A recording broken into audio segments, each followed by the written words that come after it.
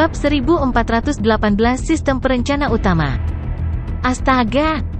Kulit kepala Suke langsung mati rasa. Ini terlalu mengerikan. Sialan Duan Jiude, dari semua hal yang bisa dia sebutkan, kenapa dia harus menyebutkan ini?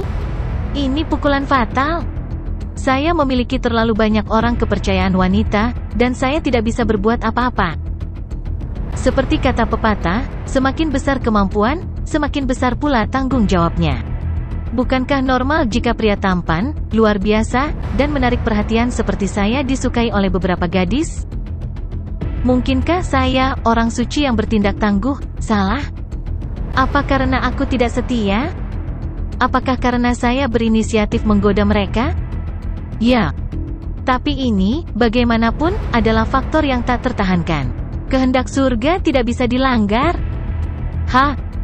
Tuan Besar, lihat, anak ini tidak punya apa-apa untuk dikatakan. Dia memiliki banyak wanita di luar. Dalam kata-kata Tuan Budfest, anak ini adalah bajingan. Mata Duan Jiude menyala dan dia berteriak kaget, setelah menemukan titik lemah Suke. Desir.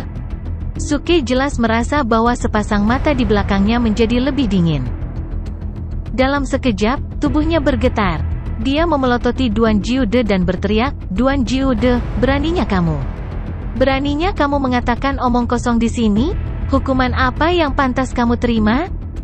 "Omong kosong? Apakah kamu berani mengatakan bahwa kata-kataku salah?" Duan Jiude sangat keras kepala, dan dia membalas dengan marah.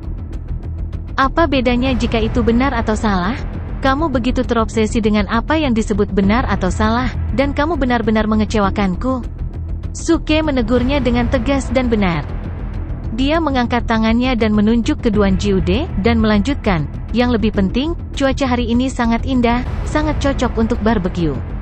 Mengapa Anda membicarakan hal-hal yang tidak relevan ini? Apakah Anda ingin menghentikan kami dari barbeque?" Petik 2. Panggang. Duan Jiude terkejut, lalu dia ingin muntah darah. "Apa hubungannya ini dengan barbeque? Bisakah Anda mengubah topik lebih kuat?" "Zi, jangan bicara omong kosong dengannya di sini. Cuacanya sangat indah, kenapa kita tidak pergi barbeque untuk merayakan reuni kita?" Pada saat ini, Suke sudah melihat Zixia Fairy sambil tersenyum, dengan paksa mengubah topik pembicaraan. Namun, peri Zixia masih menatap Suke. Dia menggelengkan kepalanya sedikit, menyipitkan matanya, dan bertanya dengan acuh tak acuh, "Apakah kamu punya banyak wanita kepercayaan?" "Tidak, ini pasti fitnah. Sama sekali tidak banyak." Suke menepuk dadanya dan berteriak dengan benar, seolah dia memiliki hati nurani yang bersih. "Berapa banyak?" Peri Zixia bertanya dengan tenang. "Iya, hanya sedikit yang tersisa." Suke melambaikan tangannya dan melihat ke belakang peri Zixia dengan kaget. Dia berseru, "Lihat, ada binatang iblis. Itu burung pipit." Peri Zixia bahkan tidak menoleh dan langsung menanggapi Suke. Kemudian dia terus bertanya dengan dingin, "Berapa banyak?" Termasuk kamu, 8. Suke menelan ludahnya dengan susah payah dan mengatakan yang sebenarnya. Dari Su Yunlan hingga Ledia, Su Ling Er, dan Xiao Rou, memang ada 8 orang. 7. Peri Zixia menggelengkan kepalanya dan berkata dengan acuh tak acuh, "Kamu tidak harus menghitungku. Aku bukan wanita kepercayaanmu." **CK. Suke ingin menangis tetapi tidak menangis. Tidak mudah untuk menyelamatkan hubungan ini, tetapi dirusak lagi oleh Duan Jiude. **CK. Aku sangat marah. Tidak peduli apa hasilnya, kali ini Duan Jiude pasti tidak akan mampu menanggung akibatnya." Memikirkan hal ini, mata Suke dengan ganas menyapu Duan Jiude. Duan Jiude menatap lurus ke mata Suke. Dia tidak takut sama sekali. Dia bahkan memiliki senyum kemenangan di wajahnya. "Tuan bijak, pria ini memiliki begitu banyak orang kepercayaan wanita. Dia hanyalah bajingan. Jangan tertipu oleh penampilannya yang tampan." Guru Ergo berkata bahwa semakin tampan seseorang, semakin besar kemungkinan dia menipu orang lain. Kata Duan Jiude sambil tersenyum. Dia menghela napas lega, setidaknya dia tidak perlu memanggil Suke Tuan lagi. Namun, peri Zixia memarahi lagi, dan seketika senyuman di wajah Duan Jiude benar-benar membeku. Dia menatap Duan Jiude dengan dingin dan berkata dengan suara yang dalam, kamu tidak bisa melakukannya lebih dari 3 kali. Jika kamu berbicara kasar padanya lagi, aku pasti akan menghukummu dengan berat. Petik 2. Hati Duan Jiude langsung tenggelam. Ya Tuhan, tuannya telah ditipu sepenuhnya. Apakah masih ada keadilan di dunia ini? Apakah ada hukum? Hei, Zixia, tidak apa-apa. Jangan marah. Junior ini tidak masuk akal. Aku akan lebih mendisiplinkan mereka di masa depan. Suke tiba-tiba tersenyum nakal dan mengulurkan tangan untuk memegang pinggang ramping peri Zixia lagi. Tapi kali ini, peri Zixia melangkah keluar dan menghindari tangan Suke. Dia berkata dengan acuh tak acuh, kami hanya kenalan. Jika kamu tidak menghormatiku lagi, aku tidak akan melepaskanmu dengan mudah. Setelah itu, dia langsung berbalik. Jubah Taoisnya berkibar tertiup angin. Sosoknya berangsur-angsur menjadi kabur, dan dia muncul ratusan meter jauhnya. Hei, Zixia, tunggu sebentar. Jangan pergi. Di mana Xiao Rou dan yang lainnya? Suke bertanya dengan cemas begitu dia melihat peri Zixia pergi. Saat itulah langkah kaki peri Zixia tiba-tiba berhenti. Dia sedikit mengernyit dan menatap Suke dengan ekspresi rumit. Wajahnya tampak sedikit bermartabat. Jantung Suke tiba-tiba berdetak kencang. Dia punya firasat buruk. Katakan padaku, apa yang terjadi pada mereka? Kamu. Peri Zixia memandang Suke dan kemudian menggelengkan kepalanya. Jangan khawatir tentang itu. Saya bisa menyelesaikan masalah ini. Lain kali saya kembali, saya akan membawa mereka kepada Anda dalam kondisi baik. Apakah sesuatu benar-benar terjadi? Wajah Suke sedikit berubah. Dia segera melangkah keluar, memecahkan penghalang suara, dan mendarat di depan peri Zixia dalam sekejap. Aku tidak bisa mengabaikannya begitu saja. Katakan padaku, apa yang terjadi pada mereka? Suke berkata dengan suara yang dalam. Dia tidak tahu kemana peri Zixia membawa Xiao Rou dan yang lainnya selama ini, tetapi dari ekspresinya sekarang, jelas bahwa sesuatu telah terjadi. Kamu sangat peduli dengan mereka. Peri Zixia menatap Suke sebentar dan mengangguk. Jangan khawatir, aku akan membawa mereka kembali. Diam, Suke segera berteriak, wajahnya penuh amarah. Teriakan tiba-tiba ini juga mengejutkan peri Zixia dan Duan Jiude, yang mengikuti di belakangnya. Kamu bisa melihat bahwa aku peduli pada mereka, tetapi tidak bisakah kamu melihat bahwa aku juga peduli padamu? Suke menatap tajam ke mata Zixia Fairy dan berkata dengan lantang, apa maksudmu dengan aku tidak peduli? Apa maksudmu dengan membawa mereka kembali? Apa hakmu menanggung semua risiko sendirian? Aku, Zixia Fairy sedikit terkejut dan membuka mulutnya. Namun, sebelum dia selesai berbicara, Suke tiba-tiba mengulurkan tangan dan memeluknya lagi. Dia berbisik, aku tidak ingin kamu mengambil risiko sendirian, mengerti? Apapun yang terjadi, tidak peduli apa yang terjadi padamu atau padaku. Aku tidak akan pernah membiarkanmu menghadapinya sendirian. Berbicara tentang ini, Suke memeluk peri Zixia lebih erat. Apakah kamu mengerti? Ya, peri Zixia tetap diam di pelukannya, menganggukkan kepalanya dengan lembut, dan menjawab dengan suara seperti nyamuk. Bang! Tidak jauh dari situ, Duan Jiude duduk di tanah dengan wajah sedih.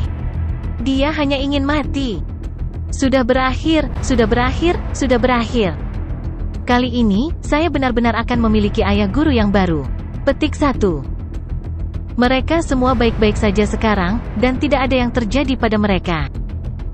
Pada akhirnya, peri Zixia mengirim Duan Jiude untuk merenungkan kesalahannya, dan kemudian menanggapi kata-kata Suke. Suke tercengang dengan kata-katanya. Xiao Rou dan yang lainnya baik-baik saja, dan tidak ada yang terjadi pada mereka? Ini sedikit membingungkan, karena mereka baik-baik saja dan tidak ada yang terjadi pada mereka, mengapa dia masih cemberut?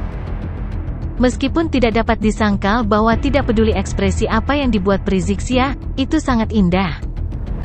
Tapi tadi dia dengan jelas mengatakan bahwa dia akan membawa Xiao Rou dan yang lainnya kembali, dan ekspresinya begitu serius, sulit untuk tidak berpikir terlalu banyak. Pada saat ini, peri Zixia berbicara lagi dan melanjutkan, bakat Xiao Rou sangat langka, dan konstitusi 5 elemen kuno sangat sulit untuk tumbuh di 4 benua besar. Tetapi di benua awan surgawi, dia pasti akan bersinar, dan dia masa depan tidak akan terbatas. Benua awan surgawi? Suke sedikit terkejut, karena ini adalah pertama kalinya dia mendengar tentang tempat ini. Peri Zixia tidak terkejut dengan keraguan Suke, dan berkata dengan acuh tak acuh, itu normal jika kamu tidak tahu tentang benua awan surgawi. Tempat itu sangat jauh. Di masa lalu, leluhur Sekte Perkasa membuka sebuah lorong ke tempat itu dan melihat dunia yang lebih luas, jadi mereka memutuskan untuk memindahkan sekte tersebut, tetapi terjadi kecelakaan di jalan, dan Sekte Perkasa menderita banyak korban. Pada akhirnya, saya harus tetap tinggal. Kecelakaan apa? Suke bertanya dengan rasa ingin tahu.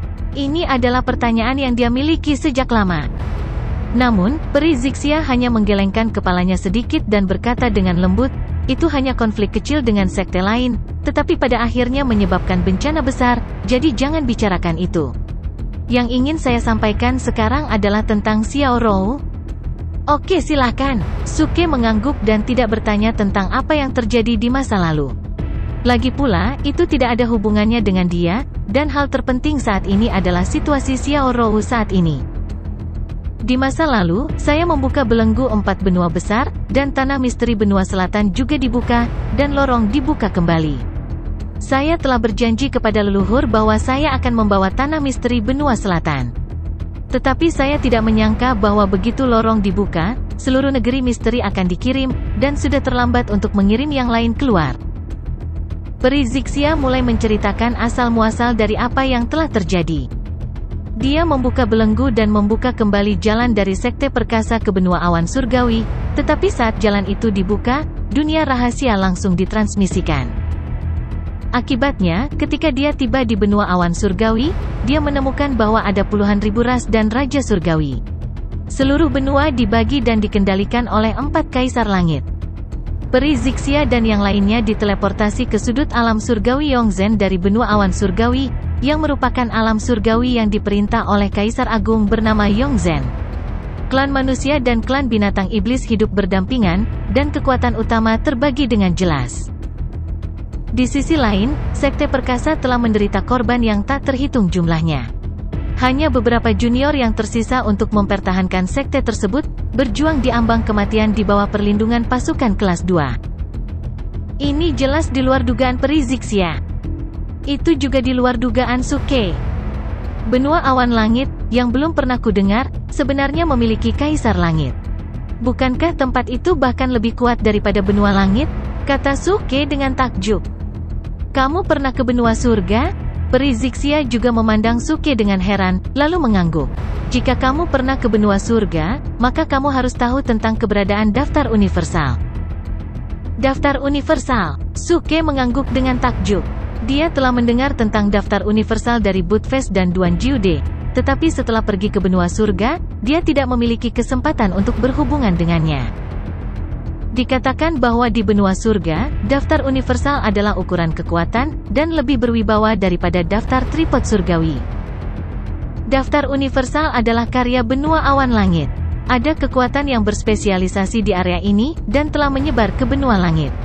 Namun dahulu kala, tidak ada yang tahu apa yang terjadi pada benua langit, tapi itu telah disegel. Orang luar tidak bisa masuk, dan orang di dalam tidak bisa keluar. Zixia Fairy berkata, dan matanya sedikit menyipit.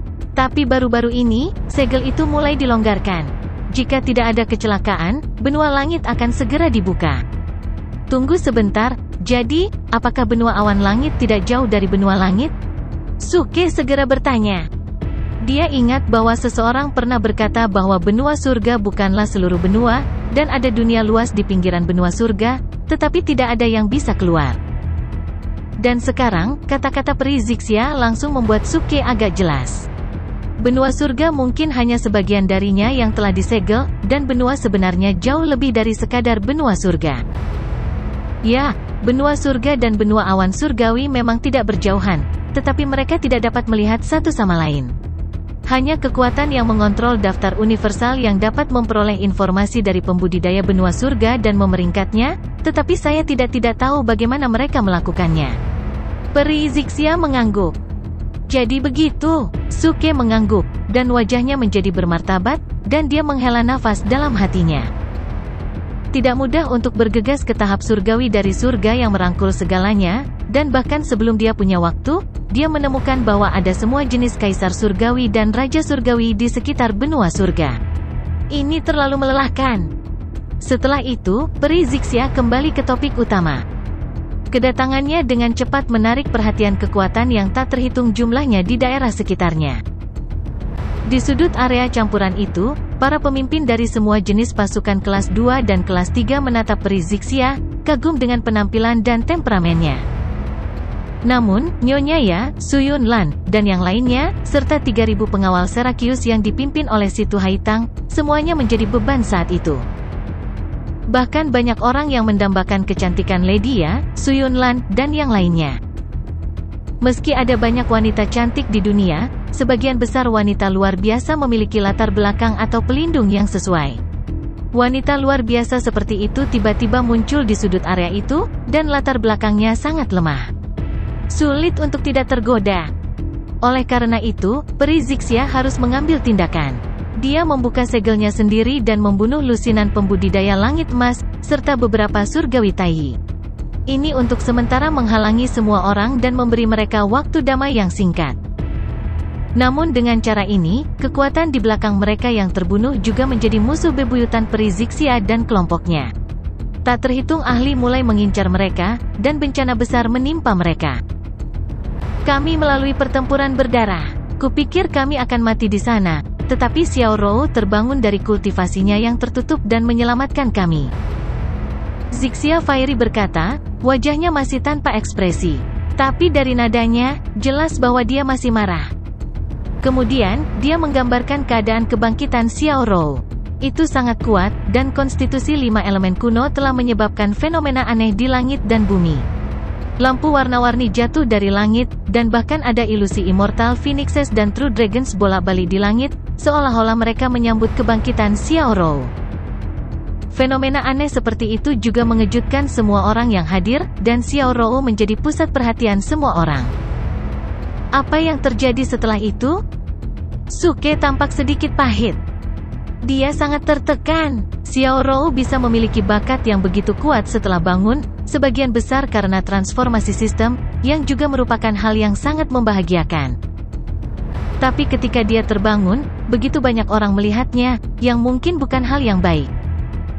Setelah itu, sesuatu yang tidak terduga terjadi. Orang-orang itu tidak berniat untuk membiarkan kami pergi, tetapi pelayan Kaisar Langit Yongzhen muncul, kata peri Zixia dengan tenang.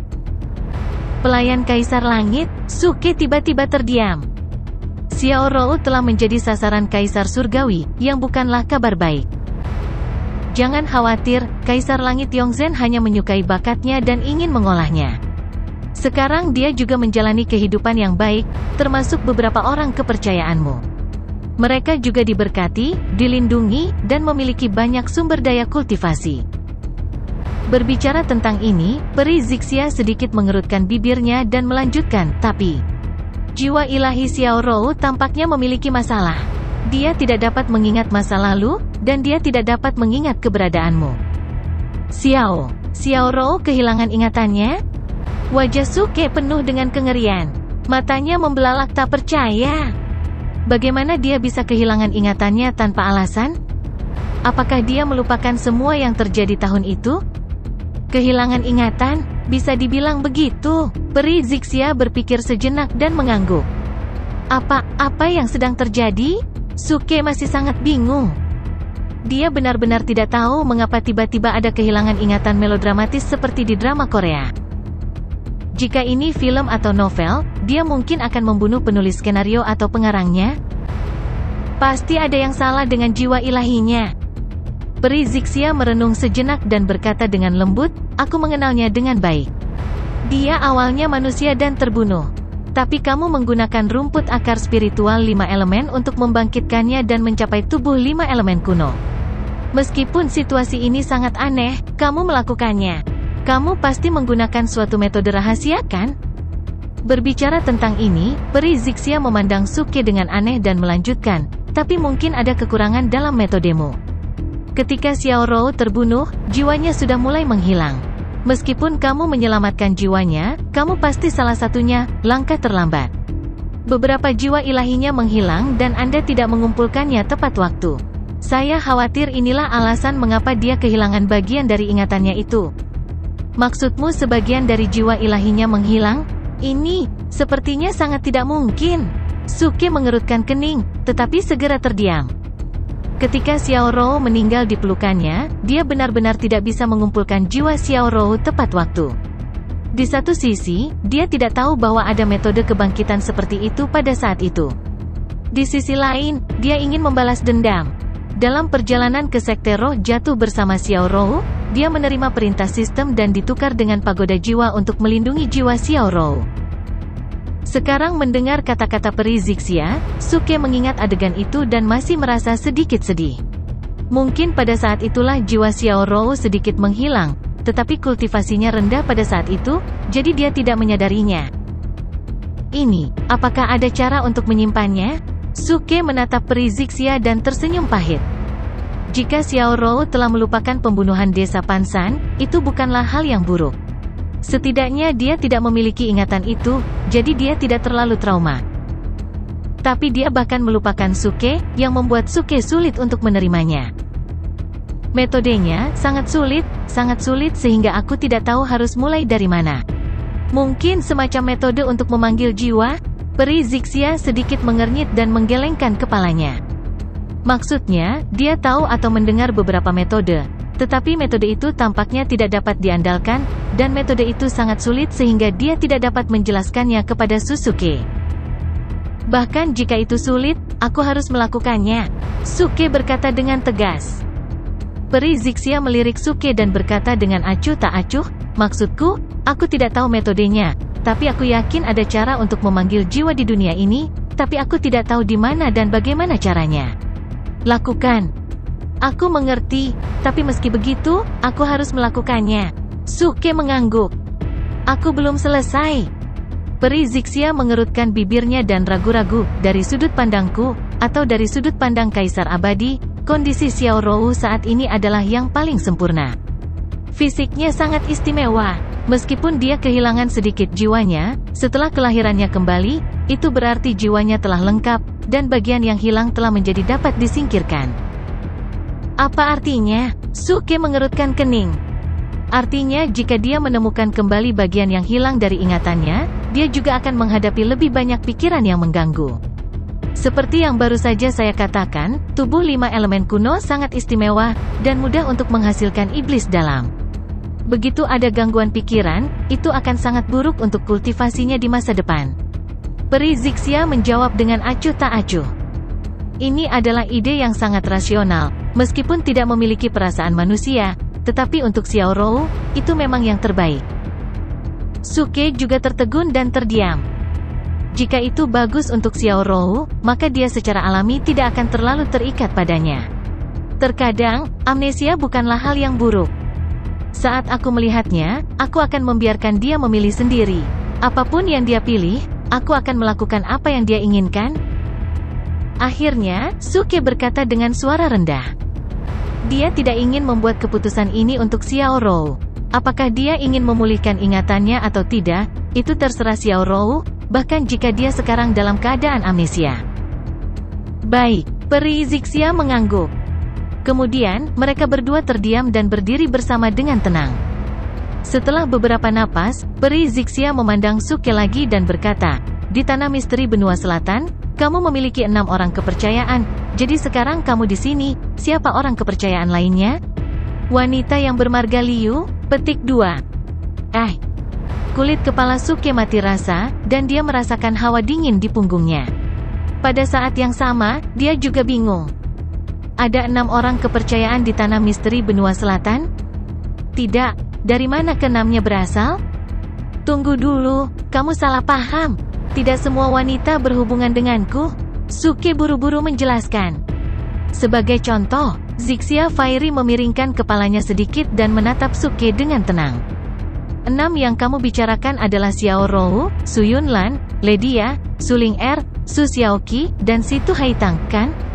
Suke menghitung dengan jarinya. Apalagi, Peri Zixia masih sangat tenang. Haha, tentu saja tidak. Su Xiaoqi adalah adik perempuan Su Ling Er, dan aku juga menganggapnya sebagai adik perempuanku. kata Suke sambil tersenyum masam. Kamu menganggap Su Xiaoqi sebagai adik perempuanmu? Kamu bahkan tidak melepaskan adik perempuanmu? Peri Zixia mengerutkan kening. Brengsek! Suke tiba-tiba membuka mulutnya dan berkata, Zixia, apakah kamu juga Duan Yu? Apa? Peri Zixia tampak bingung dan menggelengkan kepalanya pada saat yang sama, berkata, namaku Si King Xuan. Aku tahu, Xuaner. Suke segera menatap Peri Zixia dengan senyum nakal dan berkedip. Namun, Peri Zixia tidak tergerak dan masih menatap Suke dengan tenang. Karena kamu bilang Su Xiaoqi tidak masuk hitungan. Lalu, siapa dua wanita lain yang kamu miliki di luar? Ekspresi Suke membeku lagi. Dia pikir dia telah melarikan diri dari kematian, tetapi dia tidak berharap untuk kembali. Sungguh wanita yang keras kepala? Tapi jadi apa? Aku, Suke, tidak bisa dianggap enteng. Setelah tumbuh dengan buruk begitu lama, saatnya menata ulang suami. Suara mendesing. Suke melambaikan tangannya dan mengeluarkan beberapa jimat dari tangannya, tetapi salah satunya terlepas dari tangannya dan jatuh ke tanah. Suke menjerit dan tiba-tiba berlutut di tanah. Seluruh tubuhnya meluncur keluar, dan dia mengambil jimat itu dengan mulus dan meletakkannya di pelukannya. Pada saat yang sama, dia menatap Peri Zixia dan berkata seolah-olah tidak terjadi apa-apa. Yang satu bernama Liu Jingning, dan yang lainnya bernama Jiang Hongyan. Peri Zixia memandang Suke, yang sedang berlutut di depannya, dan tertegun sejenak. Lalu dia tiba-tiba mengulurkan tangan untuk menutupi mulutnya dan tertawa. Apakah itu perlu? Dia benar-benar tidak bisa menahan tawanya. Suke terlalu main-main. Dia benar-benar berpura-pura menjatuhkan sesuatu ke tanah, lalu berlutut untuk mengambilnya dan kemudian berbicara. Semua ini hanya untuk mencari alasan untuk berlutut di tanah. Tidak jauh dari situ, Duan Jiude masih enggan menghadap tembok dan merenungkan kesalahannya. Dia juga diam-diam melihat Suke dan Peri Zixia. Ketika dia melihat Suke tiba-tiba berlutut di depan Peri Zixia, wajahnya tiba-tiba menunjukkan ekspresi ekstasi, dan dia dengan bersemangat bertepuk tangan dan berteriak, bagus. Tapi saat berikutnya, ketika Peri Zixia menutup mulutnya dan tertawa, kegembiraan Duan Jiude langsung membeku. Bagus, sial. Orang tua ini telah hidup bertahun-tahun, dan untuk pertama kalinya, saya menemukan bahwa tuan saya benar-benar bisa tertawa. Ini benar-benar waktu yang lama.